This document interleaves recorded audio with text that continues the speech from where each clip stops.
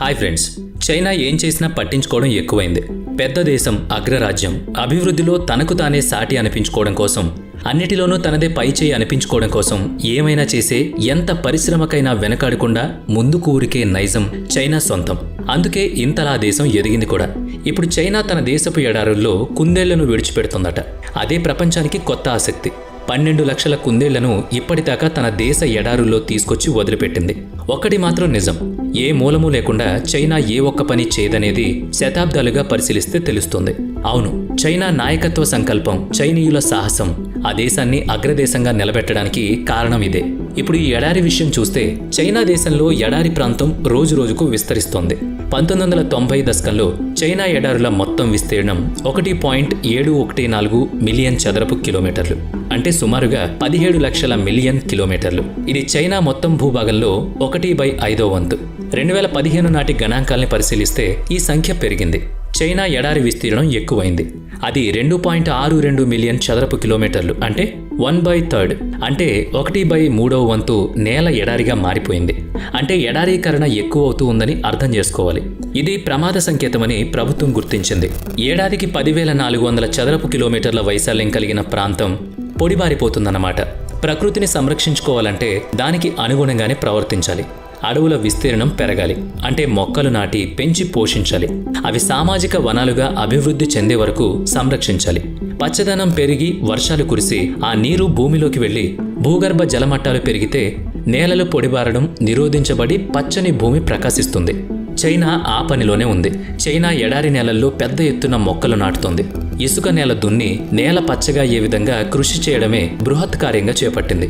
చేతులు పూర్తిగా కాలేదాకా కాళ్ళు ముడుచుకోకుండా కొంచెం ముందుగానే ప్రమాదాన్ని పసిగట్టి మేల్కొంది. ముందుగానే ఆకులు పట్టుకోవాలని నిర్ణయించుకుంది. అంటే పచ్చదనాన్ని పెంచడానికి సిద్ధమైంది. అయితే ఎడారి నేలలను పచ్చగా మార్చడం మరీ అంత సులువైన విషయం కాదు.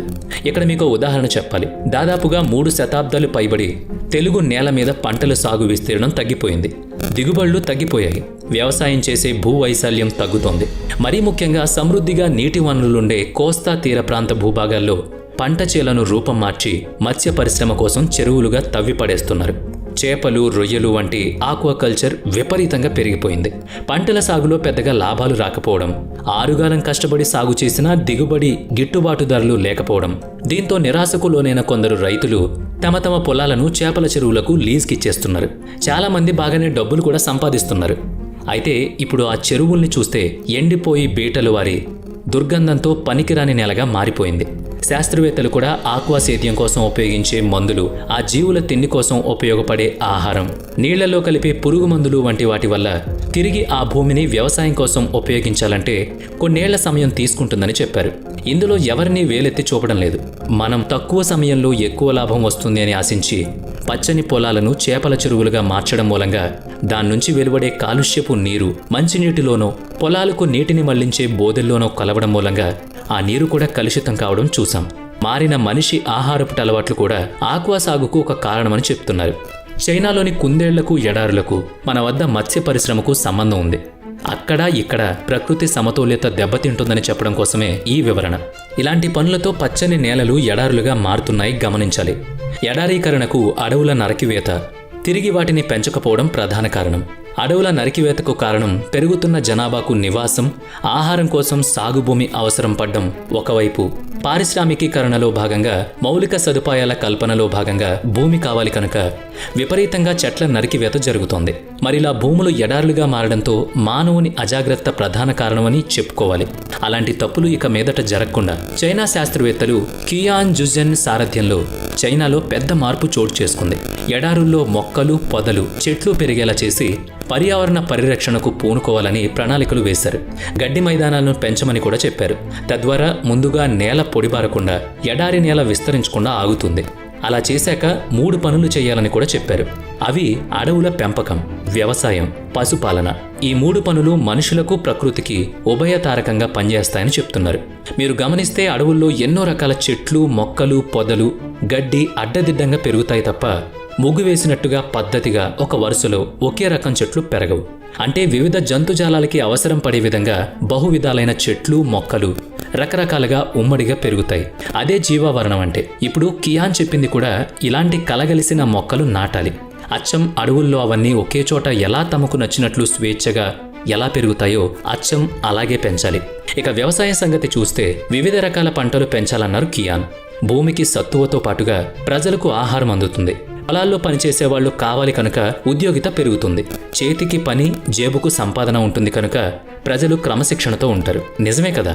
1/3 వంతు భూమి సాగుకు దూరమైతే 140 కోట్లకు దగ్గరవుతున్న చైనా జనాభాకు కడుపు నిండా ఆహారం కావాలంటే దొరకదు కదా.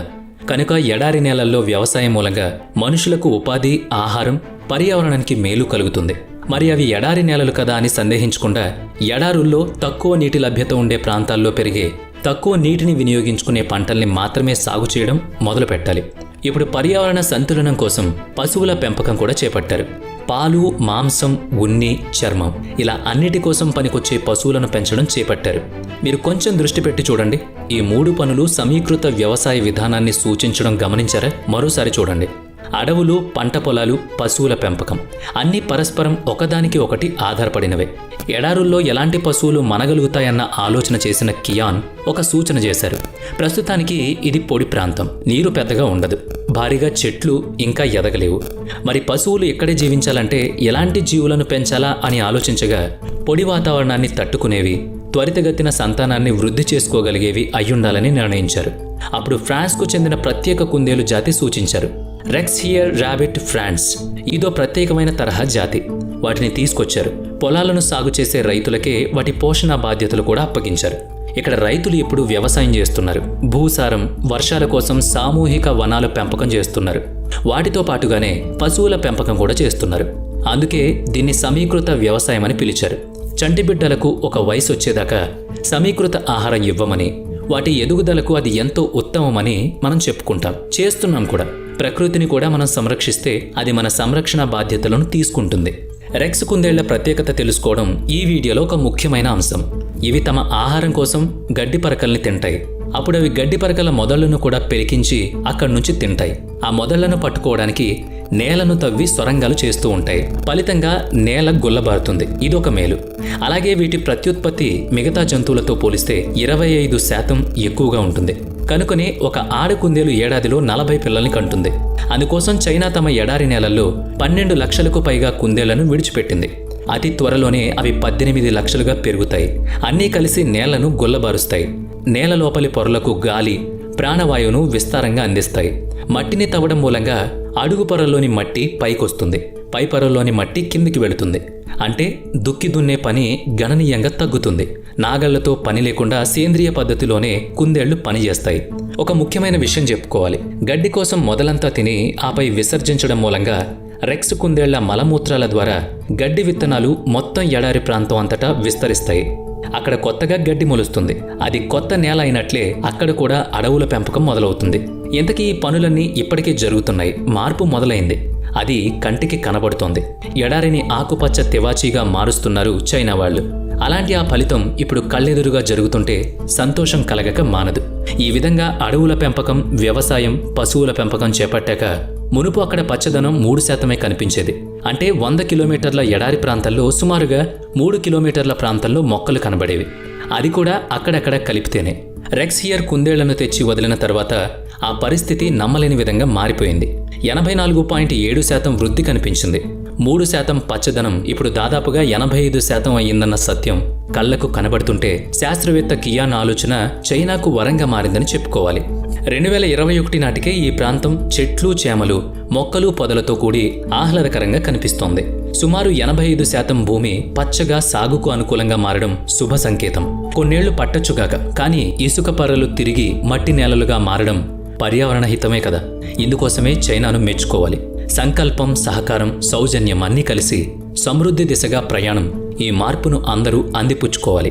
ఎడారిలో కుందేళ్లను పెంచాలనే ఆలోచనకు దన్నుగా పెంచిన అడవుల విస్తీర్ణం, వ్యవసాయం అక్కడ పనిచేస్తున్న వారికి తలసరి ఆదాయాన్ని తెచ్చిపెడుతోంది. అన్నిట్లోనూ మిశ్రమ లాభాలున్నాయి. కుందేళ్ల విషయమే తీసుకుంటే వాటి చర్మ నాణ్యత తోలు పరిశ్రమలకు ఉపయోగపడుతుంది. ఆహారం కోసం కుందేళ్లను తినడం చైనా వారికి సాధారణ అలవాటు కనుక కుందేళ్లను పెంచుతున్న రైతులకు ఆదాయం వస్తుంది.